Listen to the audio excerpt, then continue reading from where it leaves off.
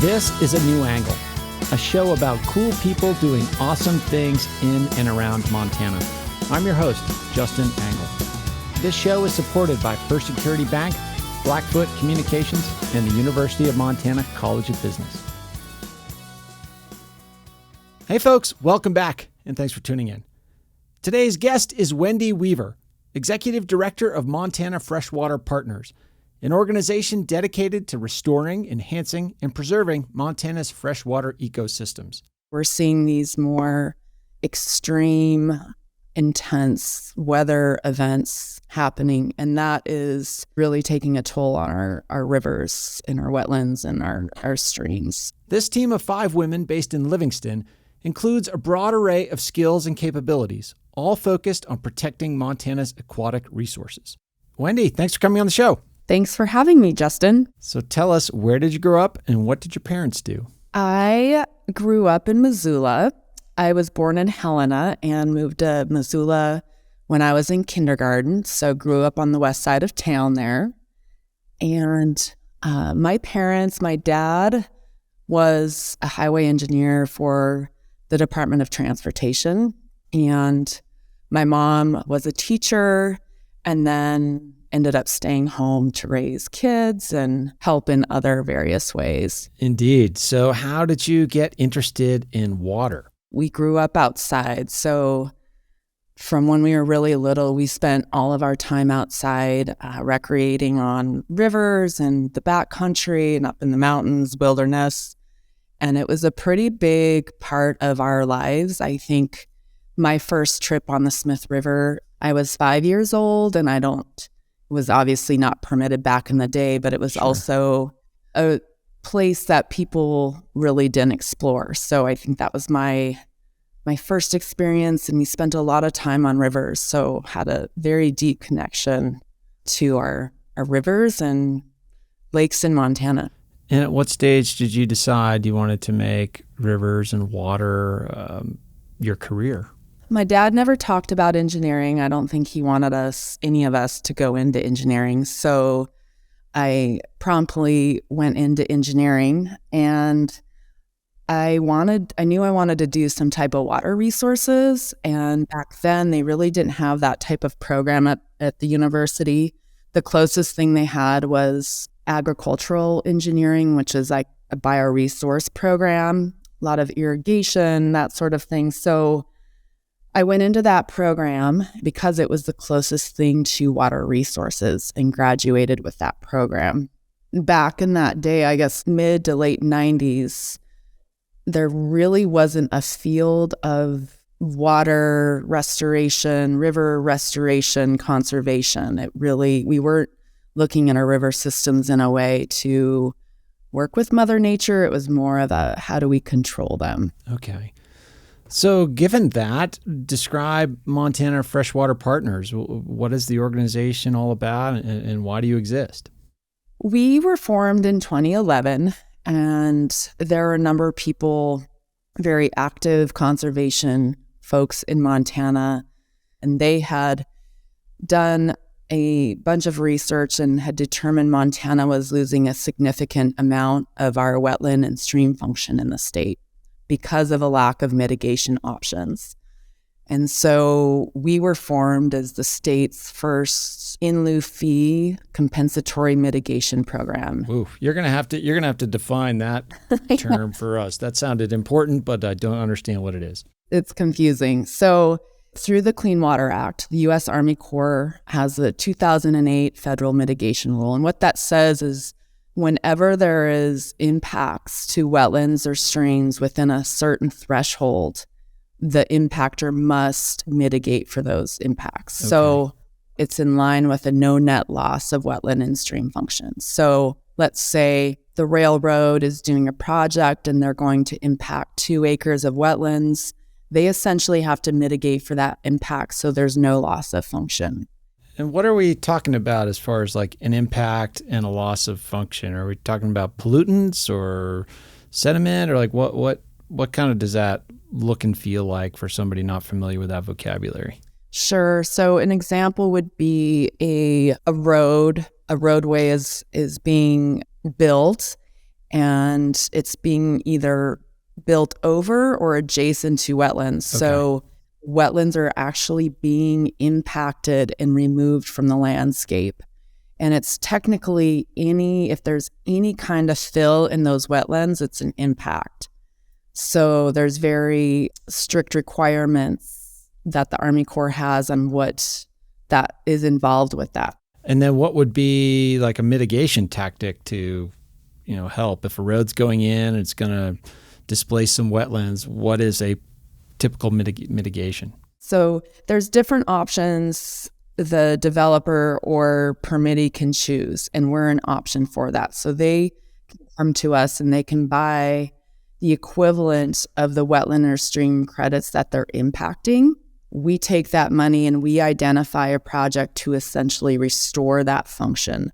So we might work with a landowner who has some wetlands that have been dewatered over time. They may have been overgrazed, the vegetation removed, some type of human impact to those wetlands. And so we take that money and we restore that function back into that landscape so that ideally they're functioning in their original natural state. And I guess give us kind of the current state of play with Montana's freshwater resources. Like, how are we doing overall as a state, and what are the biggest threats to freshwater in Montana at the moment? Historically, Montana, in the mid-70s, our water resources were under pretty significant threat from dam construction to dewatering and other types of impacts. And I would say the conservation movement has been pretty significant in addressing a lot of those concerns. And that said, we're also in the face of probably the most significant climate change impacts that we've seen in the last decade. And with that is coming significant extended drought and, as we saw last summer, impacts from floods. So we're seeing these more extreme, intense weather events happening, and that is really taking a toll on our rivers and our wetlands and our streams. So yeah, it seems like climate change is kind of making our rivers warmer and drier and lower flows, but at the same time we're getting these large precipitation events like we saw last year that are pressuring the water systems in different ways. These forces seem like they're disrupting whatever equilibrium existed before. Yeah, I would totally agree with that. Last year, we were in a significant drought. Well, we've been in extended drought for almost 7 years, but Park County had been experiencing droughts, pretty severe drought through the winter for 4 months. And then we had this atmospheric river hit, and that brought a large amount of rain that we hadn't expected. So it's those types of events that I think are going to continue to happen more frequently, and we're not really prepared to handle. Yeah, I mean, let's focus on the Yellowstone floods for a moment. What did you and your colleagues learn about the resiliency of the river and our water systems more broadly through the experience of that event? We've learned a lot.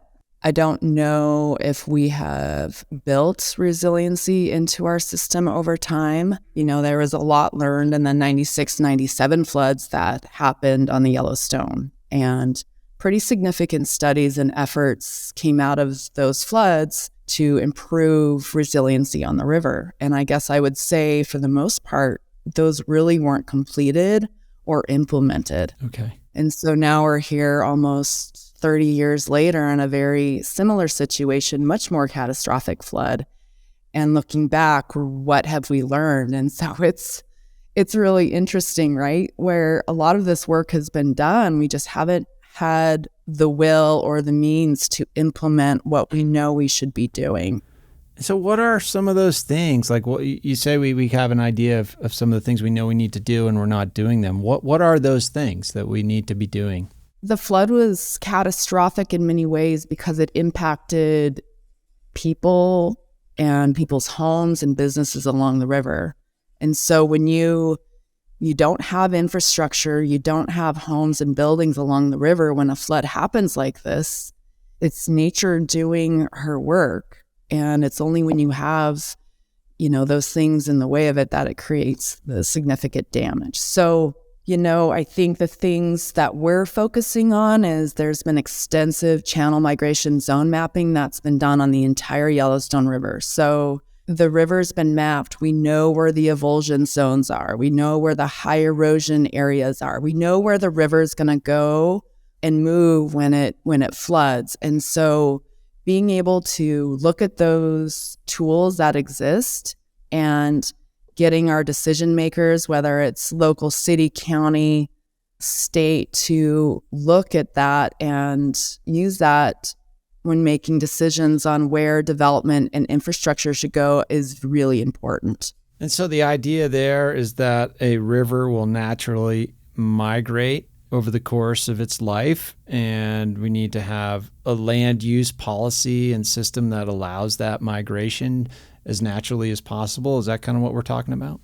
Yeah, I don't know if I would say, ideally we would have a land use policy that is not allowing development to happen in the floodplain and in that 100-year channel migration zone.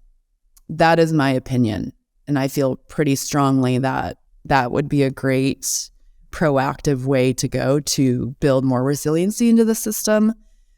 Politically, I don't know how feasible that is. So how can we, at least from a voluntary standpoint, have those decision makers understand what that means when we do have development and infrastructure in those areas, and how to do that in a way that's minimizing that risk and the damage that might happen when we start to see more of these types of events. Sure. So, Wendy, could you walk us through like a success story of where, Montana Freshwater Partners was able to plug in and do some of this mitigation, help with keeping the ecosystem as intact as possible? And what would you consider success? Can you walk us through an example? I guess what I can speak to is our first and second channel migration easements that we completed almost 6 years ago. And that idea and that concept really stemmed from those 96, 97 floods on the Yellowstone. Okay.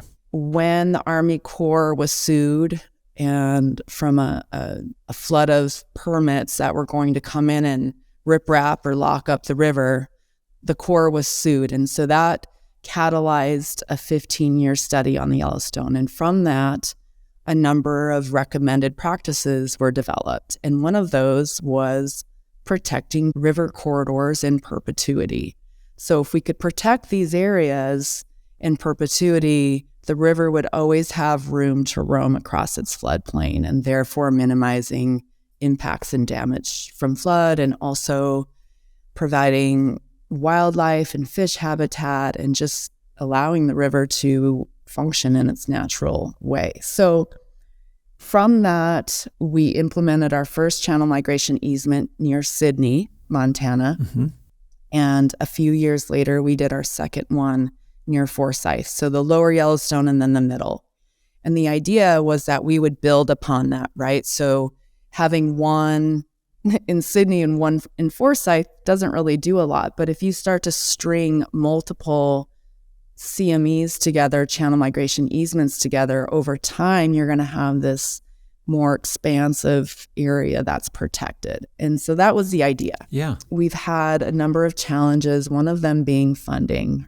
And a channel migration easement really is a voluntary agreement. A landowner typically is tired of fighting the river. They may have put riprap in, they may have lost that riprap in a high flood. It's very expensive. They're losing land. There's a lot of stress, especially as we saw here in Park County last summer. There's a lot of stress for landowners who live next to rivers. And so the idea around this is that we could compensate them to give up their ability to essentially fight or control the river. And so if they agree to not riprap or alter that channel migration zone area on their property, they would be compensated to do that. Okay. And then it remains in protection in perpetuity. We'll be back to my conversation with Wendy Weaver after this short break. A New Angle is supported by First Security Bank, Blackfoot Communications, and UM's College of Business. Access to capital, broadband, and education are 3 ingredients any community needs for success. Hi, this is Joe Anderson. I am the CEO of Reflex Protect, and you're listening to A New Angle. Welcome back to A New Angle. I'm speaking with Wendy Weaver, Executive Director of Montana Freshwater Partners.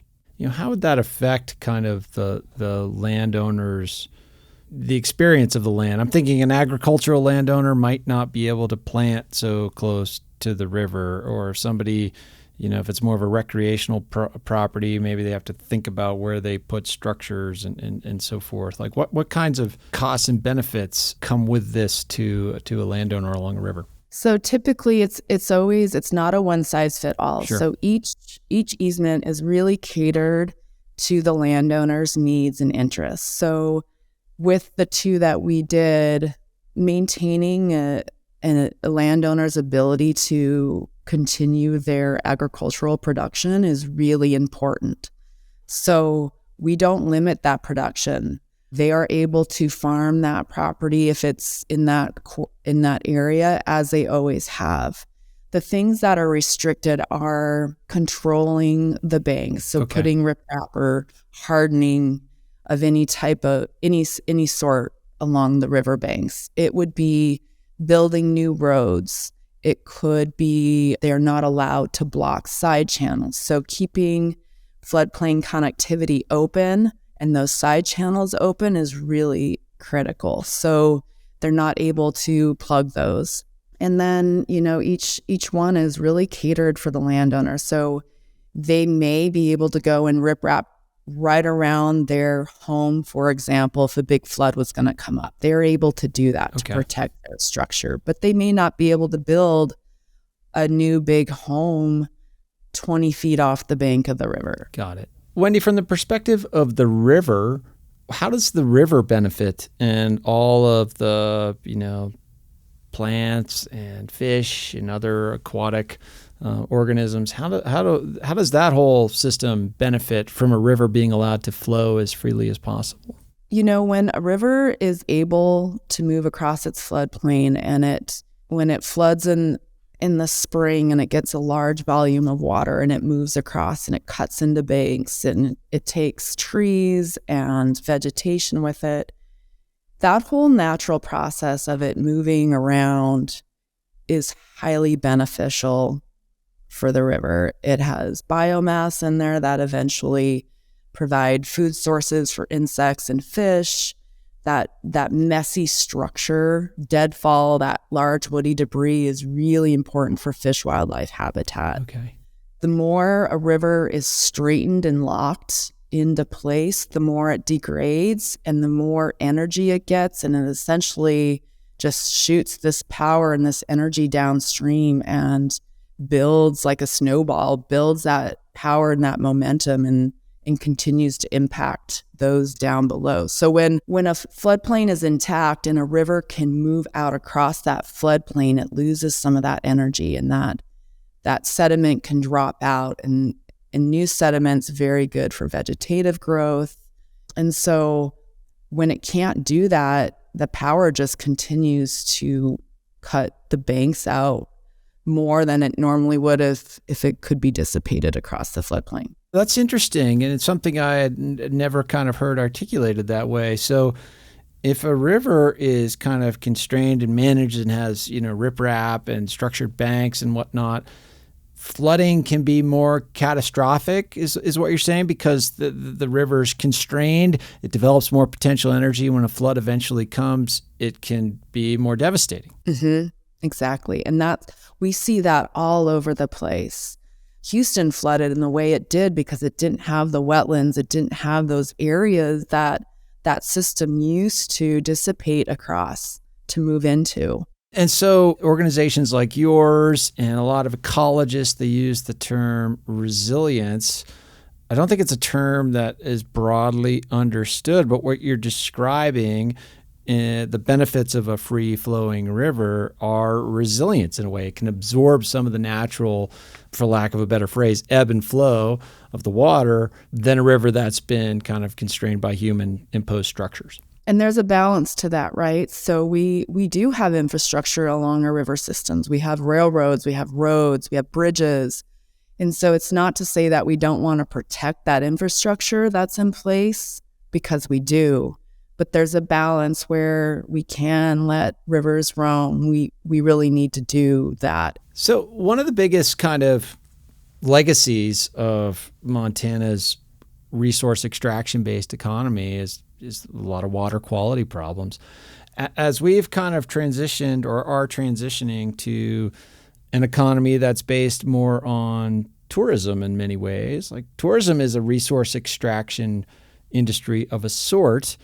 And some argue that it presents a whole another set of stresses on our natural resources, maybe even more significant. How are you thinking about the balance between giving people access to these natural resources that they want to play and recreate in with the threats that use, that form of use, brings to the resource as well? We're seeing that as a really significant issue. And I think river systems all over are seeing this type of pressure. And unfortunately, Montana doesn't have a funding mechanism to manage our resource in the way we need to handle this increased pressure. Our hunters and our anglers are carrying a lot of the weight with their fishing and hunting licenses to manage our resources, and that is just not working. We're going to figure out or learn the hard way on how to do this in a way that we can maintain the river's natural beauty and the things that draw us all to it in a way that it's not seeing a death by 1,000 cuts and this very qualitative opinion in what a good river experience or outdoor experience is. That's completely different to someone like me who grew up here versus someone that comes from anywhere else and experiences my experience, and what I think is too much pressure is completely different from someone else's. And how do you manage a resource with these starkly different opinions on what's too much and what's a good experience? Yeah, it's super complicated and takes good leadership and good faith collaboration. Are there any towns or states or communities where you see this being done well? Not necessarily in such a way that we want to emulate, but who do you think is doing this as well as it can be done at the moment? I think we still have a lot to learn. I think there are places that are doing it better than others. I'd give a lot of kudos to the Flathead Rivers Alliance with their stewardship program and Clarkport Coalition as well. I think their river stewardship program, those are great. Mm-hmm. Honestly, I don't know if anyone is doing it in the way to truly protect and put the resource first. I don't know if we have the ability to set aside our personal interests and the economies that rely on the resource in such a way to put that first. That is my opinion, and I'm sure that's not held by many people, but I've changed my opinion just in the last 3 to 5 years based on the number of people coming and experiencing the backcountry in these places and not having the infrastructure set up to handle it, and seeing it abused in such a way that's really degrading it. Yeah, I mean, that was one of the things we saw brought into sharp focus during COVID, with so many more folks here and limitations on other things that people could do. It's wonderful to see folks outside recreating and enjoying the space in which we live, but it's not without a cost as far as, the resource cannot just endure all of us wanting to get our little part of it all the time. Yeah, I would argue there is a tipping point, and how to determine what that is and what are the actions to prevent that from happening. I won't claim to know what those are, and I don't know if anyone really does. And we have the ability to work together on both sides of the opinion to come up with a solution to do that. Sure. Wendy, if somebody listening to this wants to kind of be a part of the process to come up with better solutions than we have now, it seems like achieving perfect is probably, something that could get in the way of achieving something good. But where would you advise people who want to get involved in protecting and enhancing our freshwater resources? Yeah, I think there's a lot of opportunities. There are many local watershed groups almost in every watershed in the state. And normally those watershed groups are always looking for volunteers on projects or river cleanup or stewardship in some form or fashion. And I think that's a great way to get involved. I also think, financially supporting those local watershed organizations and the work that they're doing to protect and restore those river systems is very impactful and really helps out. And then also just being in touch and staying on top of any legislation or policy that may be coming up that could threaten our resources as well. And that's a lot, but there are a lot of ways to do that. One of the things we started to try to address this lack of funding for projects and managing this increased recreational pressure is a Give Back to the Yellowstone campaign. And there are other campaigns like this happening in the Big Hole, up in the Whitefish Lake area, and conversations around, in the Bitterroot, and how do these local groups come up with funding to essentially tap into the tourism industry and non-residents that are coming, maybe not buying fishing, hunting licenses, and having them contribute in some way in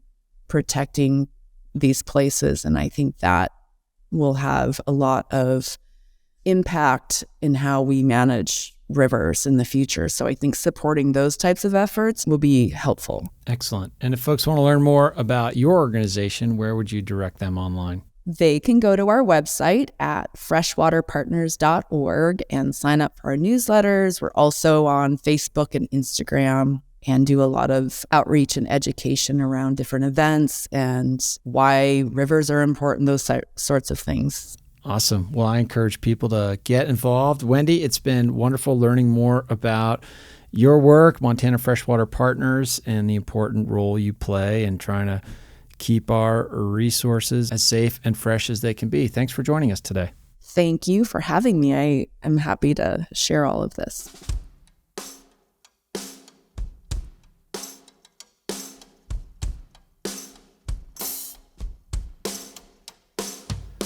Thanks for listening to A New Angle. We really appreciate it. And we're coming to you from Studio 49, a generous gift from UM alums Michelle and Lauren Hansen. A New Angle is presented by First Security Bank, Blackfoot Communications, and the University of Montana College of Business. With additional support from Consolidated Electrical Distributors, Drum Coffee, and Montana Public Radio. Keely Larson is our producer. VTO, Jeff Ament, and John Wicks made our music. Editing by Nick Mott, social media by AJ Williams, and Jeff Neese is our master of all things sound. Thanks a lot, and see you next time.